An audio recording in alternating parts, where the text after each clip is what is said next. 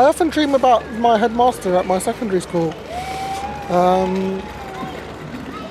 which he died. He was a very inspirational headmaster, Peter Thompson, who was formerly the headmaster at St Paul's School, and then he became the headmaster at my school, Emmanuel School in Clapham.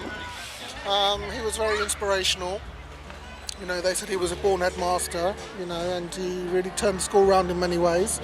He's a very keen sportsman. He was fanatical about Fulham Football Club.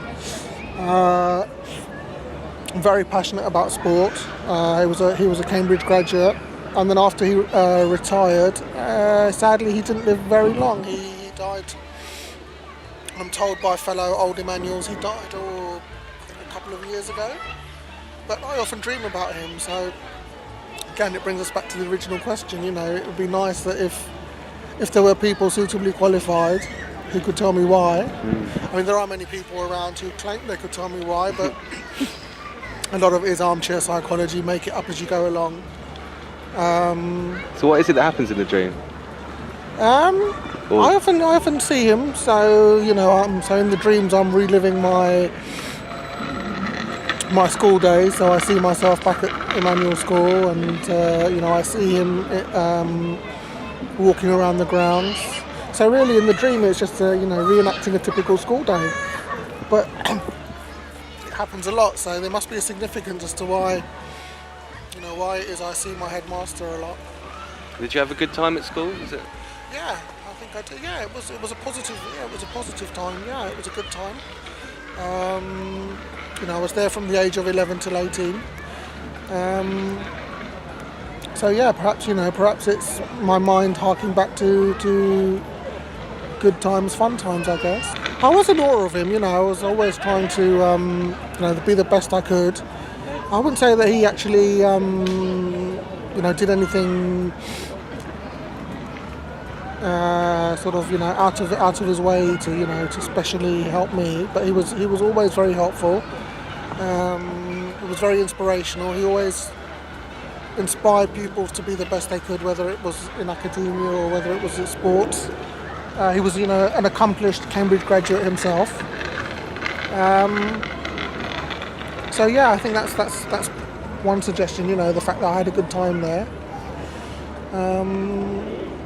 Yeah, no, so it is. It's a recurring dream that often comes. The subconscious psyche, you know,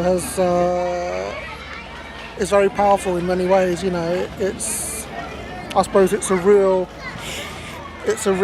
sort of life meter about what our minds are really thinking, because the conscious psyche is, you know, it's been slapped and hit and tamed to conform to what society expects us to say and do, you know. But the unconscious psyche is below the surface, behind the scenes. It's working away, you know, living the authentic, real version of what we are, who we are. And so it's a slight dilemma, because on the one hand, people are guarded, embarrassed to admit to what they've dreamt about. Yet on the other hand, if we're going to make progress, if psychologists are going to make progress about the power of dreams, excuse me, what they can tell us about ourselves, how they can help us live better lives, happier lives, more fulfilled lives, excuse me, then, you know, we need to be willing to talk about it. You know, it's like anything. If we don't talk about it, we can't analyse it, and we can't research it, and we can't make inroads, really. You know, it's not something that TV, radio give much attention to. You know, it's something that, it's something that we all do.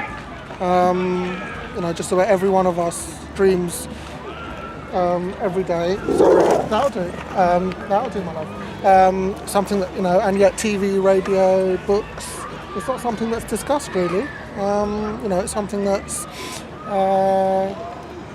there's so much work to be done about it, but we don't really seem to be making much, you know, or there's not much media interest in it. So yeah, it often makes people uncomfortable if an interviewer asks the interviewee, what did you dream about? People get quite embarrassed, defensive, guarded. It's not something people want to share. You know, I suppose it can be personal. You know, if a celebrity were to be asked, you know, what did you dream about as part of an interview?